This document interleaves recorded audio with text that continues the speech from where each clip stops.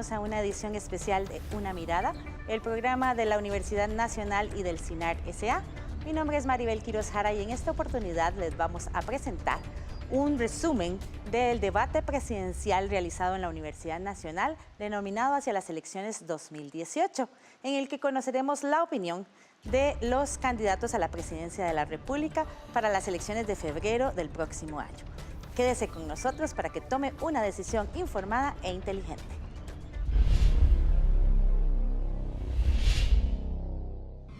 En este primer debate académico organizado por la Universidad Nacional hacia las elecciones del 2018, participaron los candidatos Carlos Alvarado del Partido Acción Ciudadana, Antonio Álvarez de Santi, candidato del Partido Liberación Nacional, y Edgardo Araya Cibaja, candidato del Partido Frente Amplio. Ellos debatieron sobre los siguientes ejes fundamentales: economía y desarrollo social, seguridad ciudadana, salud pública y ambiente, derechos humanos y educación. Vamos a una pausa, quédese con Una Mirada, que ya volvemos con las respuestas sobre estos temas.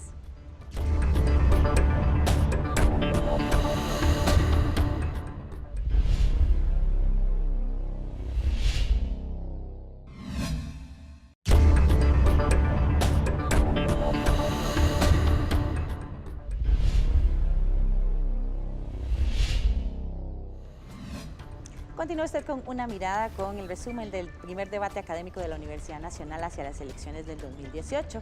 Vamos a ver las intervenciones relacionadas con el bloque Economía y Desarrollo Social, en el que los candidatos participantes se refirieron al tema de las pensiones de lujo. Ellos se mostraron muy interesados en tomar medidas para evitar los abusos en este tema, también sobre los cambios que urgen en el sistema bancario nacional y la urgencia de que contemos con un tren eléctrico. Veamos las respuestas de los candidatos participantes.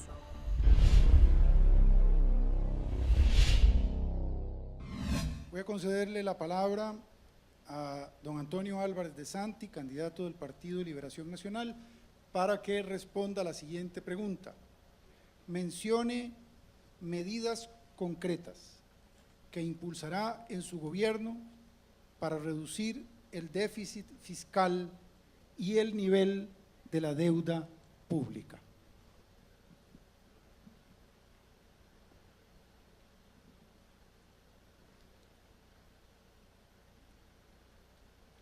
Inicio. Perdón, sí, adelante, disculpe. Nosotros vemos la vía para solucionar el problema del déficit fiscal abarcando diferentes áreas. Una de ellas es la que tiene que ver con el tema del gasto público, en donde nos parece que hay que tomar algunas decisiones que recorten temas en donde el país ha extralimitado sus capacidades para poder otorgar beneficios, concesiones o compensaciones. Uno de ellos es el tema de las pensiones, en donde bajo mi presidencia y con el apoyo de Patricia, que nos acompaña, y de Edgardo, logramos reformar 4 regímenes de pensiones hace aproximadamente 1 año y 2 meses, y ahora resta que se apruebe la reforma en materia de pensiones del Poder Judicial, que me parece que estará lista para ser aprobada en los próximos días. Ya se está votando mediante un procedimiento de vía rápida y deberían de conocerse alrededor de 30 mociones más que faltan para poder votarlo. Ahí tendríamos un primer capítulo de reforma, de contención de gastos, que es el que tiene que ver con el de las pensiones. Otra área en la que nos parece que es fundamental entrar a hacer un ajuste es en lo que tiene que ver con el empleo público, en donde primero respetamos derechos adquiridos, son modificaciones que no van a afectar las contrataciones actuales de la gente, que tienen que tener una visión hacia futuro, pero en donde sí es necesario también poder hacer algunos ajustes, porque tenemos instituciones en donde por cada colón que se paga de salario hay un colón .10 en beneficios adicionales, y debemos de llegarlo a llevar también a un nivel de justicia, porque no es justo ni equitativo que personas que trabajan para el Estado en diferentes instituciones llevando las mismas labores tengan salarios diferentes, porque una institución es superavitaria y otra tiene un déficit. Y de la misma forma, para el tema del déficit vemos urgente el recorte de gastos superfluos que se debe de hacer, y en donde hay que priorizar las verdaderas inversiones necesarias y erogaciones necesarias que tiene el Estado, entiéndase viajes, cambio de vehículos, etcétera, como un instrumento para poder contener los gastos que no son fundamentales para el Estado. A la par de eso vemos lo que es como necesario un ajuste en materia de los ingresos, en donde creemos que hay que ir a un impuesto al valor agregado, que es un sistema mucho más moderno que el impuesto de ventas actual y que permita entonces también que funcione como una vía de trazabilidad tributaria y un instrumento para poner a la gente por razones de impuesto de renta a tributar. Una modificación en la ley del impuesto sobre la renta, en donde las rentas pasivas paguen un 15% y no un 8% como hoy se está dando.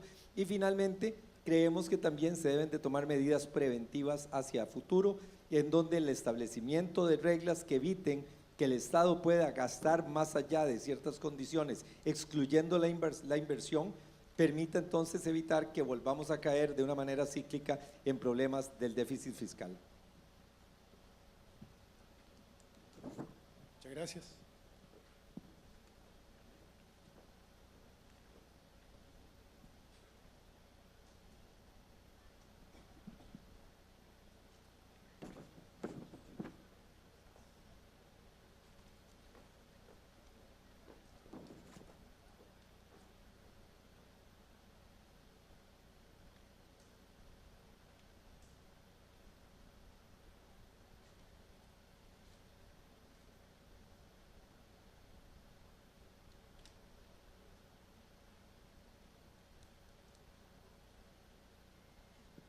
Voy a leer primero la pregunta.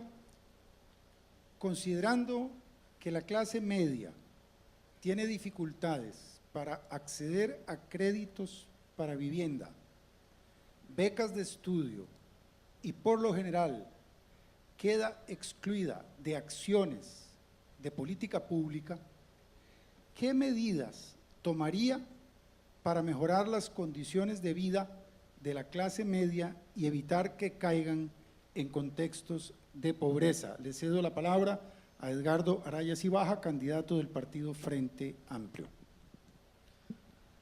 Bueno, en primer término, hay que decir que todo está primero en un principio general que nosotros vamos a llevar adelante en el gobierno, y es tener claro que la economía está al servicio de la gente y no la gente al servicio de la economía. Que el mercado, que las condiciones económicas tienen una razón de ser, y es mejorarle la calidad de vida a la gente en armonía con nuestra madre tierra, de manera que la actividad productiva, que la actividad económica no comprometa el futuro de las generaciones que aún ni siquiera han nacido. Y efectivamente, en el tema de la clase media, tenemos efectivamente problemas de vivienda. El sistema financiero nacional está diseñado para solo sectores que tienen problemas de ingresos, y la clase media tiene un problema porque es demasiado rica para accesar al sistema financiero tal y como está diseñado, y demasiado pobre para ingresar al sistema digamos que está normalmente. Hay que tomar en cuenta que lo primero que hay que hacer es reducir las diferencias en las tasas de interés. Hoy, por cada 100 colones que un banco le paga a un ahorrante, o sea, si un ahorrante pone 100 colones en el banco le paga 5 por ese ahorro, y esos 100 colones se los presta a otra persona y cobra 15.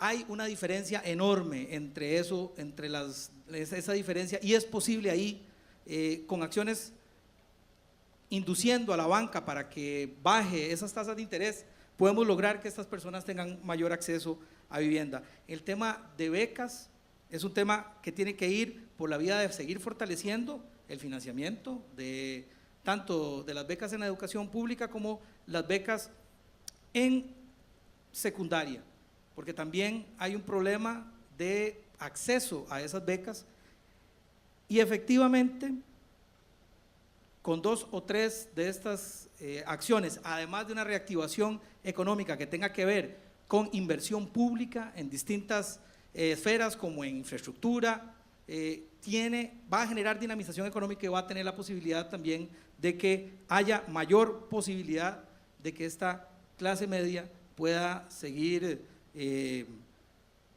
hasta donde ahora ha podido lograr o ha podido llegar.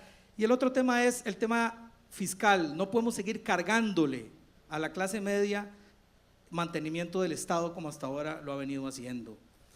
Hay una gran riqueza en este país que no está pagando impuestos, y es a esa enorme riqueza que hoy no paga proporcionalmente a la que el Estado tiene que llegarle para que pueda generar una mayor distribución de la riqueza mediante la rebaja de tasas de interés y la posibilidad de dar mayores becas.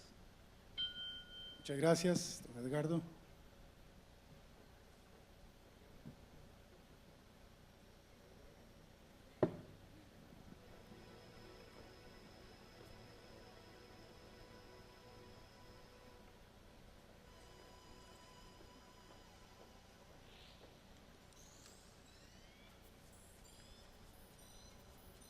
Voy a proceder igual, leyendo primero la pregunta.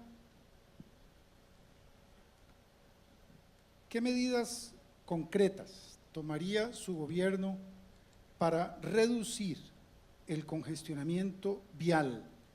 ¿Cómo las implementaría? Le doy la palabra a Carlos Alvarado Quesada, candidato del Partido Acción Ciudadana. Muchas gracias. Es uno de los temas que generará más competitividad y bienestar, tanto económico como social. Una de las medidas concretas es la construcción del tren eléctrico interurbano que conecta Alajuela, Heredia, San José con Cartago.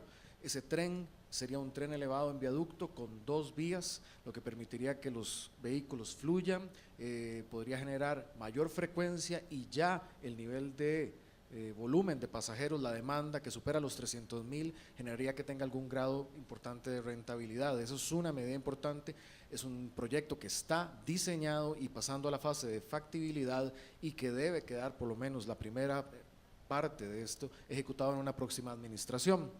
Aunado a eso, tiene que ir la sectorización del transporte público, sobre todo al ingreso del casco metropolitano. Cada uno de los 9 sectores que están alrededor del casco metropolitano, recoger sus propias líneas y que sea una única línea troncal la que ingrese a la capital. Eso a través de un intenso diálogo que sería lo que lo haga posible, sobre todo con una presión ciudadana de trabajadores y trabajadoras que son los que usan ese sector y del sector privado que se ve perjudicado porque no tengamos esta mejora.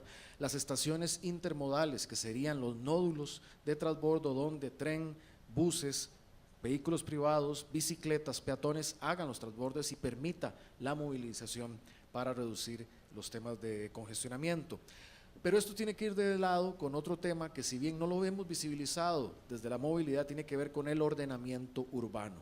¿Por qué? Tenemos unas ciudades que por mal ordenamiento urbano no se han densificado y planificado adecuadamente. Necesitamos vincular, como lo ha hecho ciudades como Curitiba o como Colombia, el transporte público masivo con la densificación.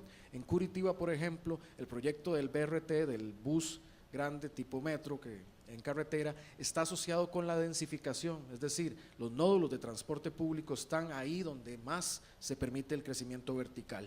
Eso permitiría eventualmente mejoras en toda la experiencia de vida, mejoras en los temas de tierra y mobiliario, mejor calidad del aire, muchísimas ventajas y tener un impacto directo en la competitividad de nuestro país.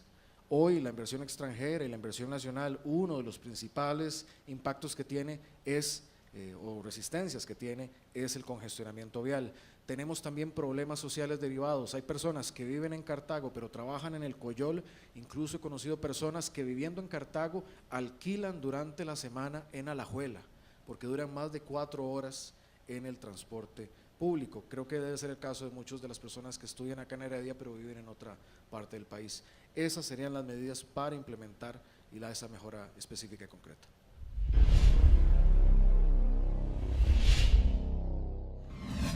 En el segundo bloque de este debate, los candidatos se refirieron al tema de seguridad ciudadana. Al respecto, indicaron que es fundamental combatir la desigualdad social para prevenir el delito, así como trabajar en el tema del hacinamiento carcelario. Se propuso el fomento de la educación, el deporte, la recreación, para promover el uso sano del tiempo por parte de nuestros jóvenes. Veamos las respuestas de cada uno de los candidatos.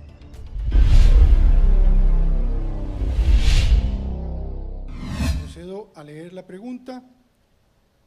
¿Cuál es su propuesta con respecto a la implementación de planes sobre prevención del delito, teniendo en consideración el hacinamiento carcelario y la posibilidad de desarrollar una política de seguridad ciudadana. Le cedo la palabra a Edgardo Araya Cibaja, candidato del partido Frente Amplio. Gracias. En primer término, lo que hay que decir es que el tema del hacinamiento carcelario, el tema del castigo y de la sanción penal concreta es una consecuencia de algo. Es decir, si vamos siempre hacia la punición, hacia meter a la cárcel a la gente, hacia modelos mucho más represivos, vamos de alguna manera a aliviar un poco el dolor de cabeza, pero no estamos encontrando cuál es el verdadero tumor que provoca ese dolor de cabeza, y es la exclusión social. Es este modelo que nos han impuesto en los últimos 30, 40 años, que es un modelo excluyente, depredador, lo que ha generado es un sector enorme de la población, más del 20% de la población económicamente activa, hoy no sabe si va a poder comer, sumando los que no saben si van a poder comer, los que no saben si van a tener trabajo. Eso es un caldo de cultivo permanente para ser reclutados por el crimen organizado, por la delincuencia. Nosotros lo que estamos planteando es ir hacia un modelo que le dé segundas oportunidades a las personas, que intente reinsertar en la sociedad a las personas que han cometido un error, y no necesariamente, dependiendo del delito, no necesariamente es una persona que tenga que ir siempre a la cárcel. Está el modelo de la justicia restaurativa, es decir, es la posibilidad de que quien comete un delito que no tenga, que no sea de especial gravedad, que tenga una serie de condiciones, esa persona no tenga que ir a la cárcel, pueda someterse, por ejemplo, a sanciones distintas, como puede ser servicio de utilidad pública, en el que además tenga que capacitarse, en el que además tenga que recibir algún tipo de curso, algún tipo de tratamiento. Estamos rescatando a esa persona, que si probablemente simplemente la depositamos en la cárcel, lo que va a terminar es echándose a perder definitivamente, y estaríamos ganando seres humanos para esta sociedad. Esa es la manera, y además estableciendo planes concretos para los que ya están en la cárcel puedan tener segundas oportunidades, vamos a evitar el hacinamiento. No es haciendo más cárceles, no es haciendo más cárceles, porque el modelo hoy no es sostenible. Si seguimos generando pobreza, vamos a seguir generando delincuencia y vamos a seguir generando entonces más cárceles, y vamos a convertir este país en una cárcel completa, y ese modelo no es sostenible. Muchas gracias. Olvidé advertir que este bloque es la misma pregunta para todos los candidatos. Vuelvo a leerla. ¿Cuál es su propuesta con respecto a la implementación de planes sobre prevención del delito, teniendo en consideración el hacinamiento carcelario y la posibilidad de desarrollar una política de seguridad ciudadana? Le cedo la palabra ahora al candidato del partido Acción Ciudadana, Carlos Alvarado Quesada. Muchas gracias. La población carcelaria en Costa Rica, masculina, asciende a unos 16,000 personas en prisiones. En esta administración se han implementado 3 unidades nuevas o como se les conoce como cárceles, los cuales ha pasado el hacinamiento de un 50% a menos de un 30%, lo cual es oportuno también por los derechos humanos de las personas que están allí. Pero hay que señalar que del 55% de esas personas que están en la cárcel son jóvenes, hombres jóvenes y de baja o bajísima escolaridad. Si vemos el desempleo en el país, que es del 8.5%, estamos hablando que el 70% de ese desempleo son jóvenes de 15 a 35 años, también de baja escolaridad. Es decir, tenemos un fenómeno en esa dimensión de exclusión educativa y laboral, y una alta correlación con las personas que están en el sistema penitenciario. También hay un fenómeno territorial vinculado con eso. Es mayor el desempleo y mayor la exclusión educativa en las áreas periféricas a el gran área metropolitana. La mejor política preventiva, en efecto, tiene que ver con una política muy positivamente agresiva de inclusión social, de inclusión educativa, de inclusión laboral y con un enfoque territorial. Necesitamos generar fuentes de empleo en las distintas regiones del país con estrategias territoriales que magnifiquen las ventajas competitivas de cada una de estas áreas. Ahí las universidades tienen un rol fundamental, valga la expresión. La prevención es la mejor forma de combatir de manera preventiva los temas del crimen y del crimen organizado que está impactando nuestro país. La inversión educativa es 16 veces más barato por persona económico y mejor cualitativamente que la inversión de una persona que está en cárcel. Entonces, tenemos como país que apostar a la inclusión como un objetivo nacional, a la inclusión educativa, a la inclusión laboral, a través también de mecanismos como el cuido, los horarios nocturnos, el transporte, las becas, para lograr que ese porcentaje importante de jóvenes que no están incorporados en la parte educativa lo puedan estar. Desde el punto de vista de seguridad también es importante reforzar los cuerpos policiales, porque en efecto Costa Rica sufre un problema importante de crimen organizado y de narcotráfico, estando dentro de un corredor tanto de lavado de dinero como de trasiego de droga. Pero lo que va a blindar a nuestra sociedad de estos riesgos es una política de inclusión social que genere menores desigualdades y más oportunidades para toda la población y en todo el territorio. Eso es lo que hay que impulsar. Muchas gracias. Vuelvo a leer la pregunta. ¿Cuál es su propuesta con respecto a la implementación de planes sobre prevención del delito, teniendo en consideración el hacinamiento carcelario y la posibilidad de desarrollar una política de seguridad ciudadana? Le cedo la palabra a don Antonio Álvarez de Santi, candidato del Partido Liberación Nacional. Desde hace muchos años, el doctor Elías Carranza, desde el ILANUD, ha venido realizando la investigación de todo el deterioro social que ha culminado con el aumento en los índices de criminalidad. Una de las curvas más sorprendentes es cómo, cuando vemos el aumento en el desempleo, vemos el aumento en los delitos contra la propiedad. ¿Qué quiere decir eso? Eso lo que quiere decir es que tenemos un ingrediente social que es el que está empujando y promoviendo buena parte de la delincuencia que hoy en día estamos teniendo. Eso, por supuesto, excluye crimen organizado, narcotráfico, sicariato, etcétera. Entonces, debemos de ver el problema de la delincuencia no solo como un problema de carácter represivo, en donde es muy fácil decir vamos a meterlos a todos a la cárcel y siendo yo presidente aquí no queda sospechoso libre, pero ahí estamos llegando de manera represiva a atacar las consecuencias de un proceso que el Estado ha desarrollado producto de la inequidad con la que nosotros estamos viviendo. Entonces, para que entremos a las políticas preventivas, como lo hace la pregunta, debemos devolver a la inversión social.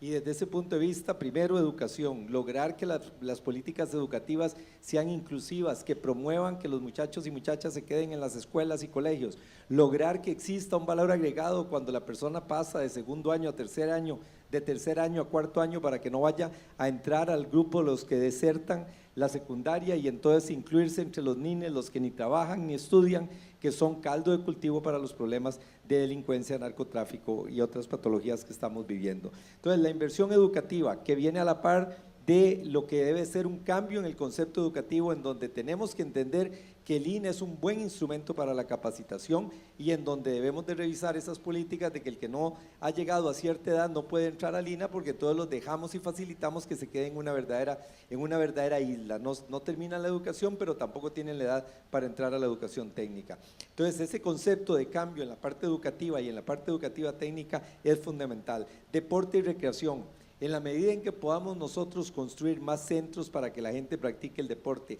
áreas recreativas, pensando también en la forma en que el adulto mayor tenga cómo aprovechar sus tiempos y sus horas del día. El deporte y la recreación es un instrumento fundamental para que nosotros cambiemos la sociedad por los beneficios que el deporte trae en la formación de la persona, los beneficios en materia de salud, cómo logramos combatir con una persona que no es sedentaria una gran cantidad de las enfermedades que hoy en día tenemos, con lo que significa invertir en deporte, significa invertir en eliminar futuras filas de la caja. Por supuesto, eso también va de la mano con que desarrollemos programas de justicia restaurativa, como lo dijo Edgardo, que hay un proyecto de ley presentado por mi persona en la Asamblea Legislativa, en donde al delincuente primario de delitos contra la propiedad menores tiene que restituir el daño, pero no tiene que ir a prisión, para que el Estado no se convierta simplemente en un Estado represivo.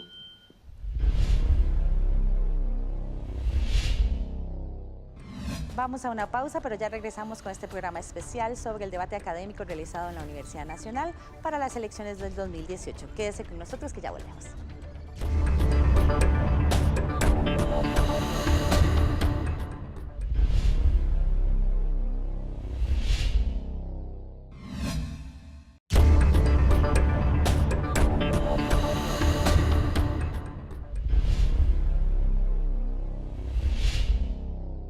Continúa usted con Una Mirada, el programa de la Universidad Nacional y del CINAR S.A., hoy con un resumen del debate académico realizado en aras de las elecciones del 2018 que pronto se avecinan.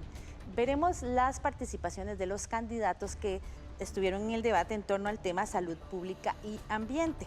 Ellos se refirieron a varios temas, entre ellos la reforma necesaria a la ley de aguas. También hablaron sobre la importancia de reducir los gastos administrativos y de operación de los fondos de pensiones y se propusieron fortalecer el primer nivel de salud, lo que se denomina EVAIS, con el ideal de que la gente se eduque para evitar enfermarse.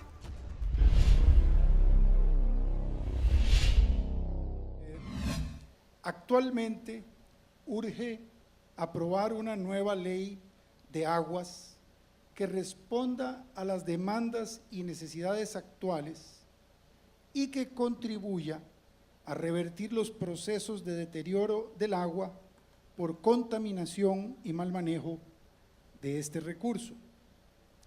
¿Qué planteamientos concretos tendría un eventual gobierno a su cargo para impulsar la aprobación de una nueva ley de agua y cuál es su posición en cuanto a la administración pública del agua? Le concedo la palabra por 3 minutos a Carlos Alvarado Quesada, candidato del Partido Acción Ciudadana. Muchas gracias.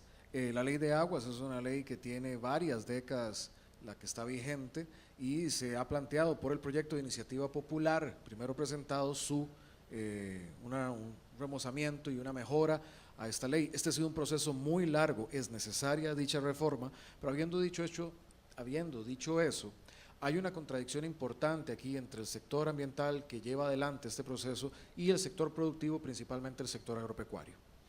Porque el sector ambiental privilegia el consumo de agua para el consumo humano y el sector productivo alega que parte de su actividad se vería afectada por dicha aprobación.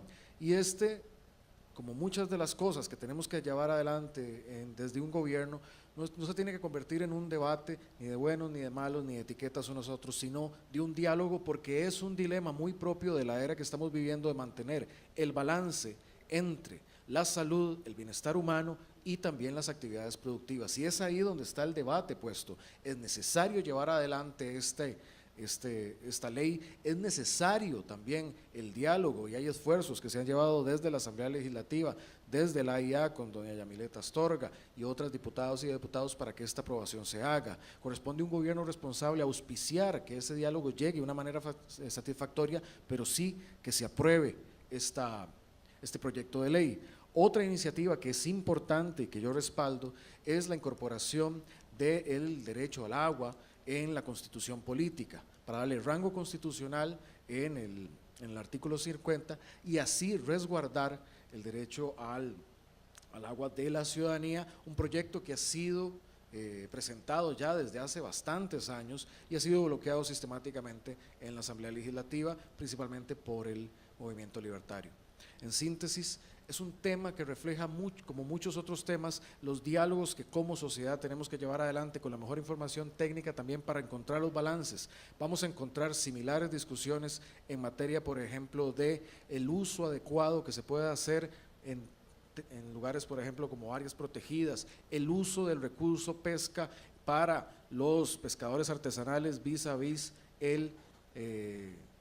un uso sostenible del recurso que permita el desarrollo de las comunidades, pero también no genere una depredación de este recurso. Es uno de los dilemas centrales que como sociedad tenemos en la materia ambiental y materia productiva, poniendo siempre a las comunidades, al ser humano y a la sostenibilidad en el centro de estas discusiones. Tienen que ser discusiones en que la técnica, el diálogo lo lleve adelante y donde las etiquetas y el descalificar a otro no sirve como sociedad que logremos esos balances necesarios. Muchas gracias. Procedemos a sacar la segunda pregunta.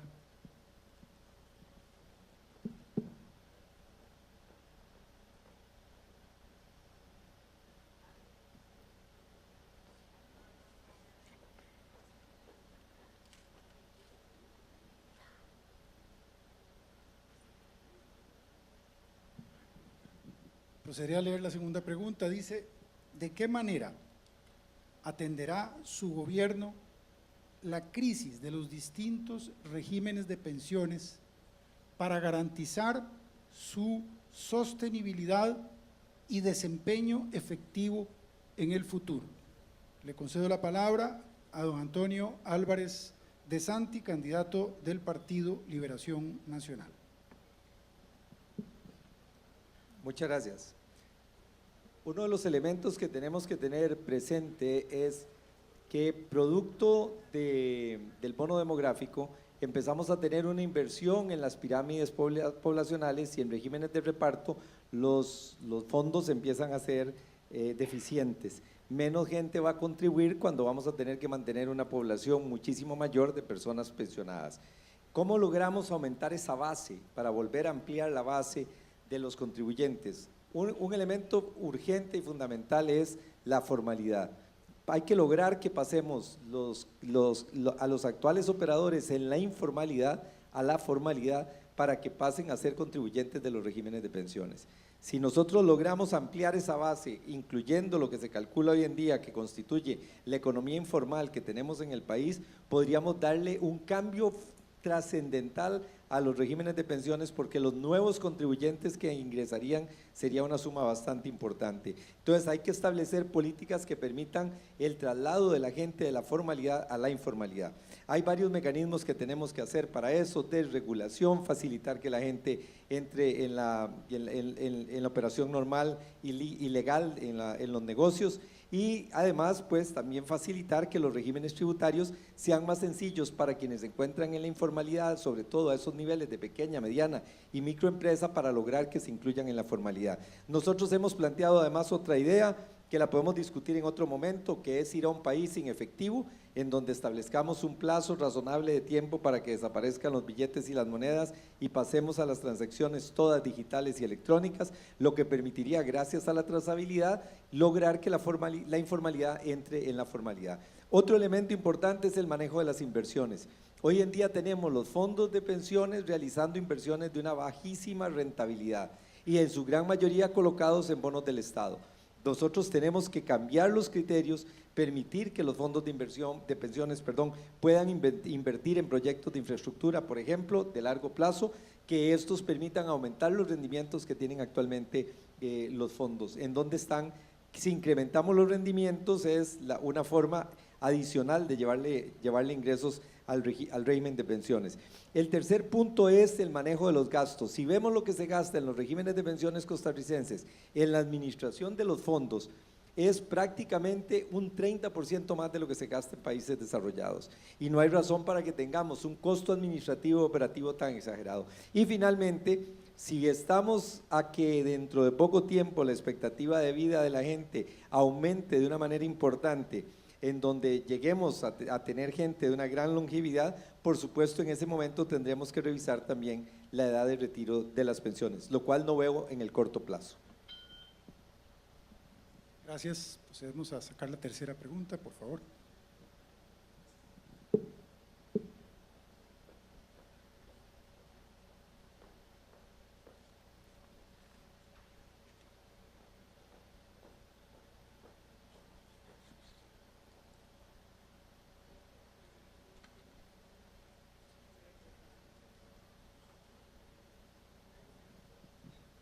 Dice así: ¿cuál es su propuesta para modernizar el modelo de gestión operativa y atención que brinda la Caja Costarricense del Seguro Social para que se garantice acceso a servicios de calidad en el momento oportuno?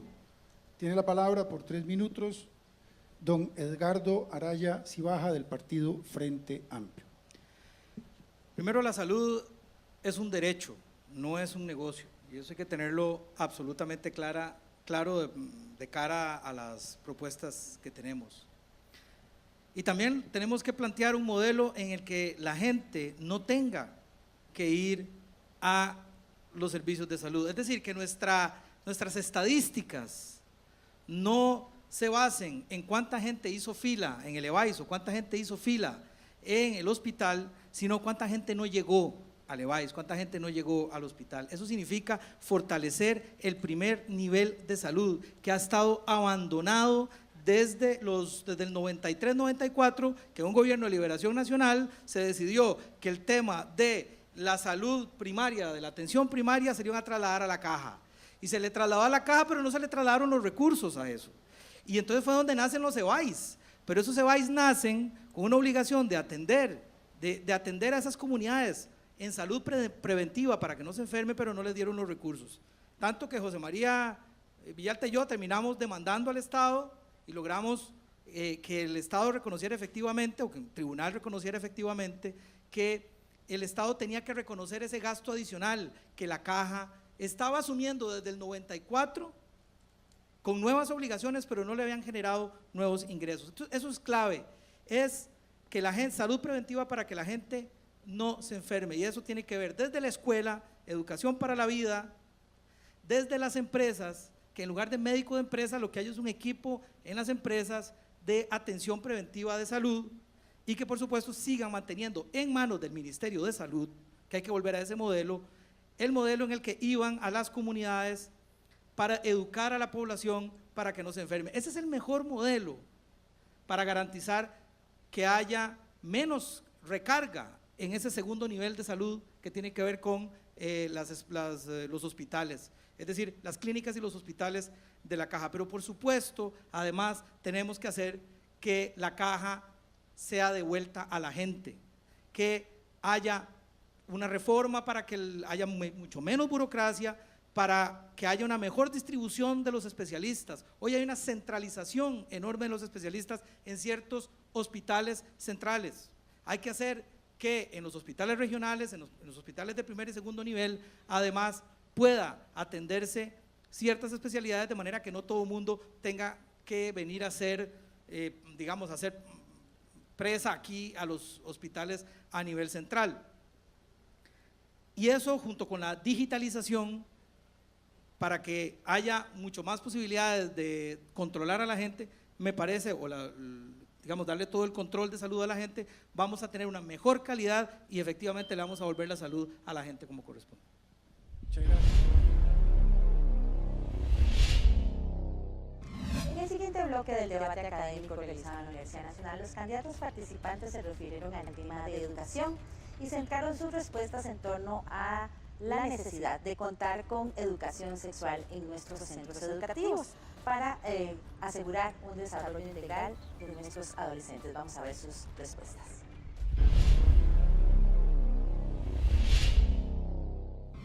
Como dije, es una sola pregunta para los tres, pero la leeré a cada uno de los candidatos.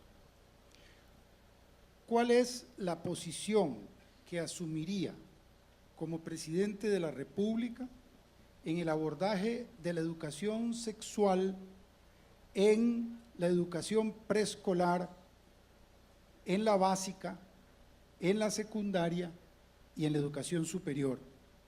¿Cómo operacionalizaría su propuesta?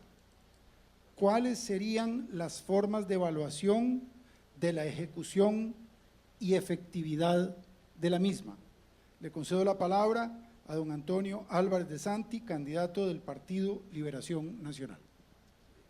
Bueno, contesto una parte y la otra me parece ya muy técnica para mi formación. Yo soy abogado y soy productor agrícola, y hay ya detalles de carácter propiamente pedagógicos que no domino, pero hablemos del tema de la educación sexual en general.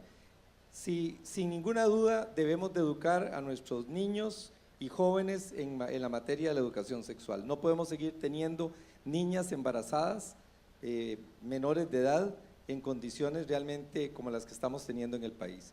La educación sexual no debe ser un tema en donde la gente aprenda del amigo y del amigo mayor, sino donde podamos dar la educación en las escuelas y en los colegios, y en donde se explique lo que corresponde a cada uno según la edad que cada uno tiene y con los mecanismos y métodos correspondientes.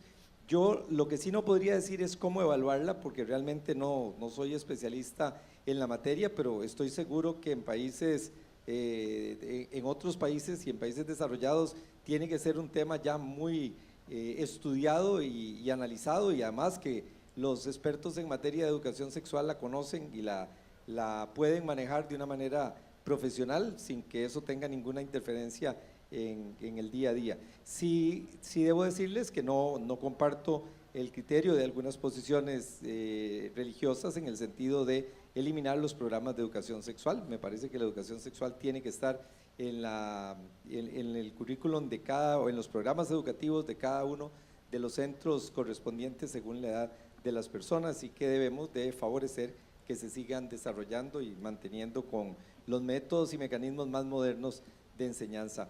Sobre el resto, sinceramente prefiero no referirme a ella, no podría decirles cuáles son los métodos de evaluación y los mecanismos que se utilizan, pero no dudo que podremos conseguir en el gobierno a personas expertas de una mentalidad amplia que vendrán a poder establecer los mecanismos para poder hacerlo y para poder implementarlo.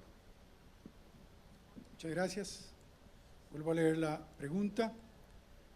¿Cuál es la posición que asumiría como presidente de la República en el abordaje de la educación sexual en la educación preescolar, básica, secundaria y superior?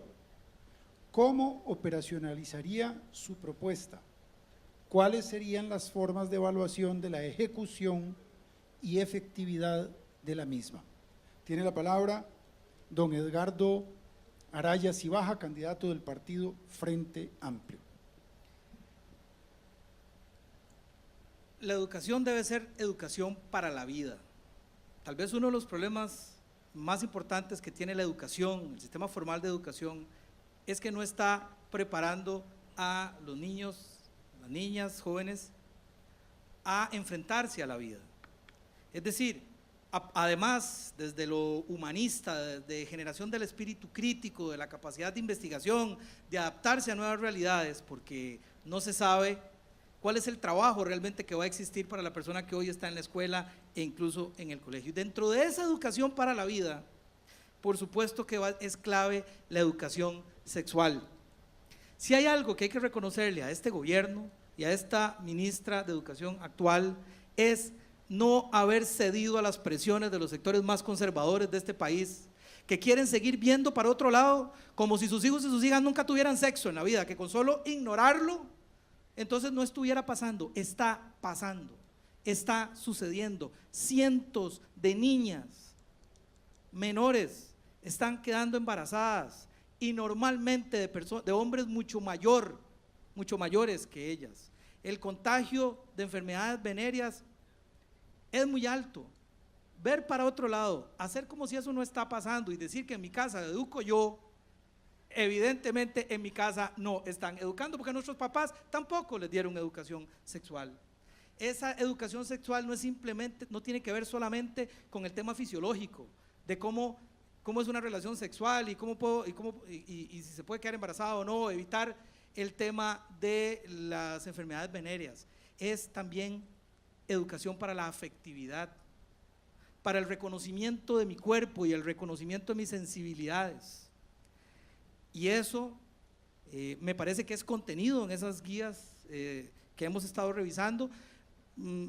Además hemos visto que esas guías están más o menos acordes, no son las barbaridades que están diciendo los sectores religiosos o conservadores, ¿verdad? Que prácticamente se dejan decir que es que ahí están enseñándoles a la gente a ser gays o a ser lesbianas.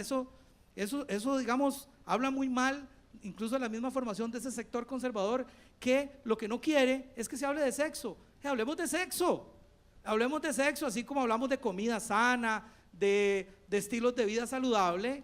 El sexo es una cosa tan natural como esas otras cosas, y tenemos que ir hacia naturalizar eso. Tenemos que bajarle un poco el tema al tabú. Eso no es normal, es normal que haya la reacción que hay, porque obviamente nuestros papás y nosotros mismos no tuvimos esa posibilidad de ser educados. Y esa evaluación tiene que ser en el marco de esa educación que nosotros planteamos, de una educación humanista, de calidad, no memorística. Y ahí los especialistas sabrán cómo aterrizar eso que estoy planteando. Muchas gracias.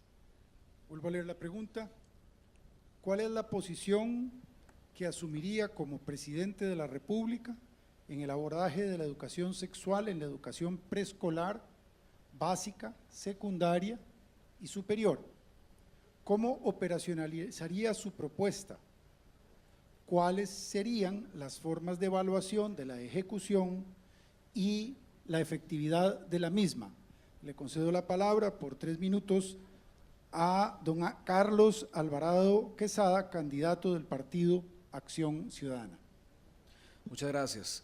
Primero, creo que hay que mantener el esfuerzo que se ha hecho en esta administración, liderado por la ministra Sonia Marta Mora, ex rectora de esta casa, casualmente, para implementar las guías que se están llevando en secundaria. Mi visión de cómo debe hacerse desde la afectividad, desde la información, desde una educación con un enfoque laicista. En Costa Rica tenemos al año 75,000 nacimientos. De esos nacimientos, 17,000 son de adolescentes madres. Eso señala que tenemos una problemática particular en esta materia. Las evaluaciones también señalan a que nuestros jóvenes, nuestros adolescentes tienen gran desconocimiento de materias relacionadas con la sexualidad, pero a la vez que el inicio de las relaciones sexuales es en la adolescencia, en ese ámbito muchas veces del desconocimiento.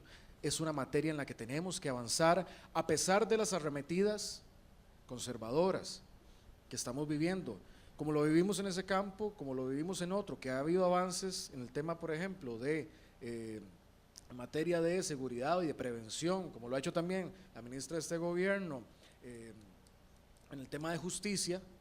Cuando se hacen acciones en esa dirección, estamos teniendo arremetidas ideológicas desde la visión del conservadurismo, y que lo hemos visto más recientemente en lo que han denominado como una estandarte o también como una etiqueta, lo que se conoce ahora como supuestamente ideología de género, como una categoría, si fuera válida esa, que no lo es.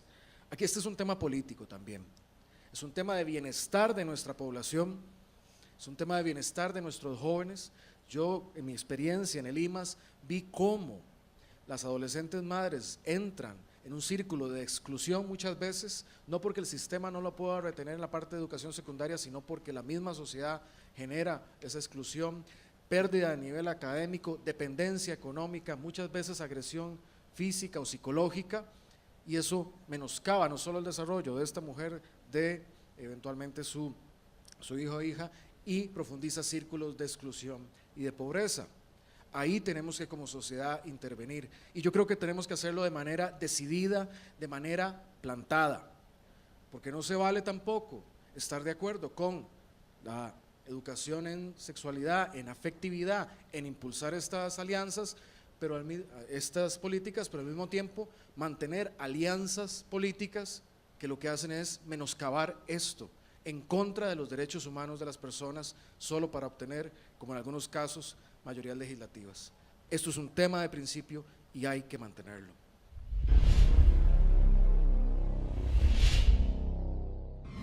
En el último bloque del debate realizado en la Universidad Nacional con los candidatos que participarán en las elecciones del 2018, se refirieron al tema de derechos humanos.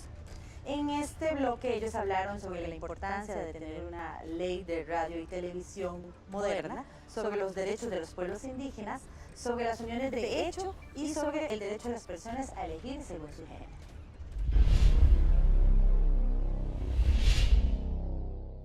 ¿Cuál sería la estrategia que implementará en su gestión para promover una nueva ley de radio y televisión? ¿Cuáles serían las materias que regularía y por qué? Le concedo la palabra entonces a don Edgardo Araya.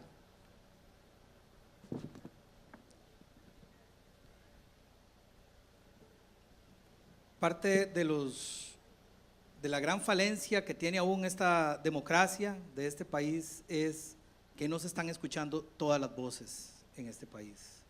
Hay algunas voces que se escuchan más que otras. Hay algunas opiniones que se escuchan más que otras y terminan siendo aparentemente la opinión pública, la opinión nacional. Uno de los temas más importantes con el tema de una nueva ley de radio y televisión es la democratización del espectro radioeléctrico, y hacia eso estamos yendo. No es acallar voces, es escuchar muchas otras voces, desde lo comunal, desde los pueblos originarios, desde distintos sectores gremiales que tengan la posibilidad de tener un espacio en donde se pueda escuchar su voz, su opinión, sus propuestas. Hoy la concentración del espectro radioeléctrico es realmente alarmante. Hoy se trasiega con el espectro radioeléctrico como si fueran bienes de difunto, cuando es algo que nos pertenece a todos y todas, y es parte de ese derecho humano fundamental a la libertad de expresión, a la libertad de opinión. Hoy, y hemos dado una pelea enorme en la Asamblea Legislativa para poder vencer algunos intereses que obviamente no quieren que eso cambie, porque es muy fácil tener acaparado una gran cantidad de frecuencias para que no se escuchen otras voces y solo se escuchen algunas voces muy puntuales. Hoy se trafica con el espectro radioeléctrico, pero impunemente se violenta la ley. Tenemos desde que entramos a nuestra gestión de perseguir a Canal 9, la frecuencia de Canal 9, la traspasaron como si fueran una cosa, propiedad privada ahí en millones. ¿Cuánto de ese dinero realmente le llegó al fisco cuando era un bien de todos y todas? Eso es como traspasar una playa o como traspasar un río. Es un bien demanial del Estado y por lo tanto debe ser posible que todas y todos los sectores de la sociedad tengan la posibilidad de ser escuchados. Entonces sí vamos a tener un debate verdaderamente democrático en este país. Entonces sí podemos hablar de igual a igual sobre modelos de desarrollo, no ciertos modelos de desarrollo que son impuestos a partir de ser lo único que se escucha en la radio, de lo único que se escucha en la televisión. Democratización profunda del espectro radioeléctrico. Y ya está presentado un proyecto de ley en la Asamblea Legislativa que ojalá don Antonio y don Carlos nos pudiéramos poner de acuerdo a ver si lo avanzamos en la Comisión de Ciencia y Tecnología. En esos mismos sentidos está ese proyecto de ley. Muchas gracias.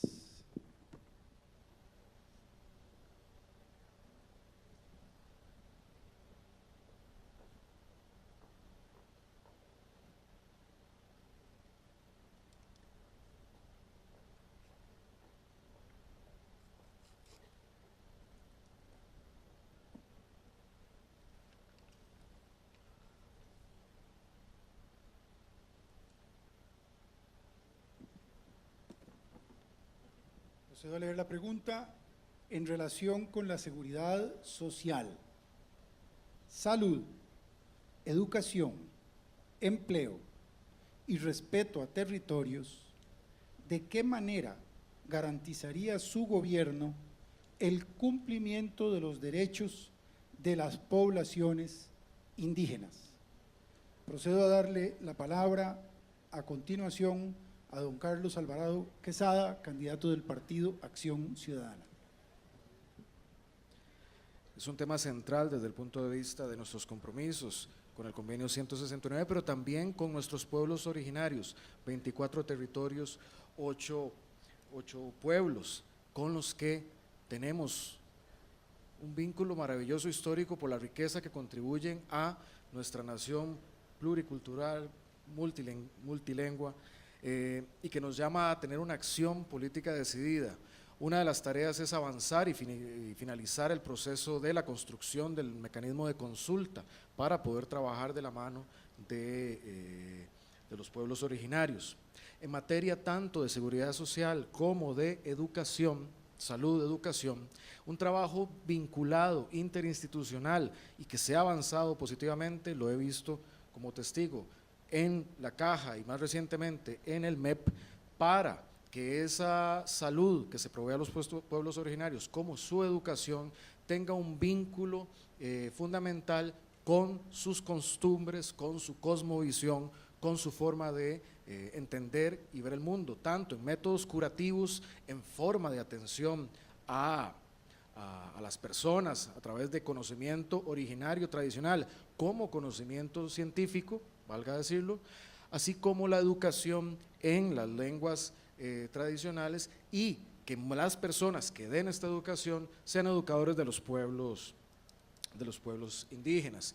Cuando fui presidente ejecutivo de Lima, me correspondió crear plazas de atención a población en pobreza, pero que eran plazas diferenciadas que hablaran la lengua vernácula, es decir, personas que con una adecuación, porque no necesariamente tenían grados, que era el requisito de trabajador social a nivel de licenciatura, pero personas que tuvieran el manejo de la lengua y que pudieran hacer la función de trabajador social o de cogestor para poder dar una mejor atención a esta ciudadanía. En materia de empleo, los programas específicos de PRONAE como del Ministerio de Trabajo, que tienen una importante penetración para generar fuentes de empleo, pero ahí tenemos que hablar de cosas como caminos, que es una de las principales cuellas de botella, caminos, puentes y sobre todo asociatividad en los términos que la entiende también los pueblos indígenas, no una imposición, pero modelos asociativos como los hay de mujeres Bribri o Cabecar, que generan cacao u otros productos para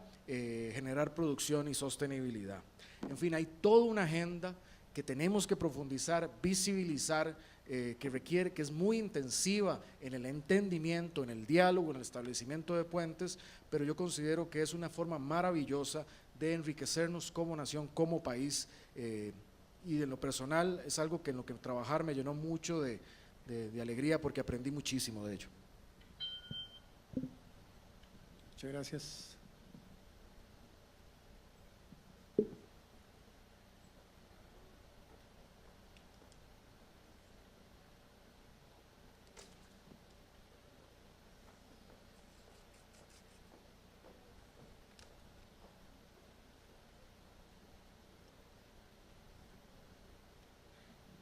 La pregunta dice así: en relación con la discriminación y la ausencia de reconocimiento social, ¿de qué manera garantizaría su gobierno el cumplimiento de los derechos humanos de las poblaciones LGTBIQ? Le cedo la palabra a continuación a don Antonio Álvarez de Santi, candidato del Partido de Liberación Nacional. Nosotros hemos definido una política mediante la cual debemos de combatir cualquier tipo de discriminación como regla general y el respeto a los derechos humanos. En el caso del tema fundamental que tiene que ver con el matrimonio igualitario, lo que hemos venido definiendo es que la propuesta que va a respaldar el Partido de Liberación Nacional en la Asamblea Legislativa será la de apoyar las uniones de hecho o las uniones civiles, en donde se otorguen todos los beneficios derivados de ellas a las parejas, y por supuesto en donde creemos que se tiene que hacer una reforma legal que establezca y respete esos derechos. Yo en lo personal también firmé un proyecto de ley que se encuentra en trámite para darle a la persona trans el derecho de poder definir su propia identidad y de que sea un derecho de la persona y que no tenga que vivirse lo que hoy se vive, en que una persona que ha adoptado el género de mujer llega y presenta su cédula en un banco y el nombre que aparece es un nombre de varón y un conocido como, que es motivo de burlas y de discriminaciones. Nosotros hemos respaldado esa propuesta para hacer ese cambio y de que se reconozca ese derecho. En general, nuestra política va orientada hacia eliminar, lo repito, los temas de discriminación. Nos parece que en el caso más complicado, no complicado, perdón, el caso de mayor polémica, que es la discusión sobre el matrimonio igualitario, vienen ya dentro de pocos días dos pronunciamientos que están pendientes en la Sala Constitucional, uno sobre la ley de la persona joven, en donde en esa ley se permite el establecer la unión de hecho entre dos personas siempre y cuando sean menores de 35 años, y está impugnado que pueda ser para cualquiera independientemente de su edad. Lo que ahí la sala resuelva va a venir a ser aplicado para los casos que los jueces de familia han resuelto, en donde ya han aplicado la validez de la norma, pero que está impugnada en vista de que había un recurso de inconstitucionalidad.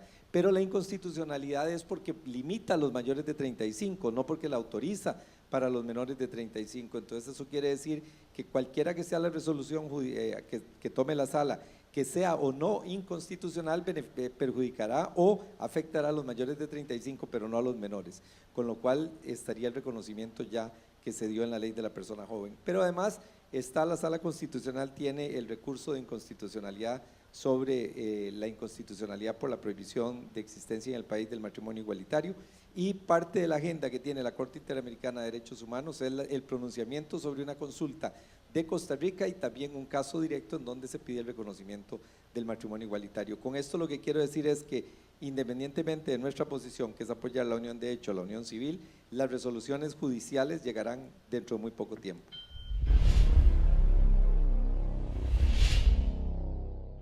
Esta fue la edición especial de Una Mirada sobre el primer debate académico realizado en la Universidad Nacional de cara a las elecciones del 2018.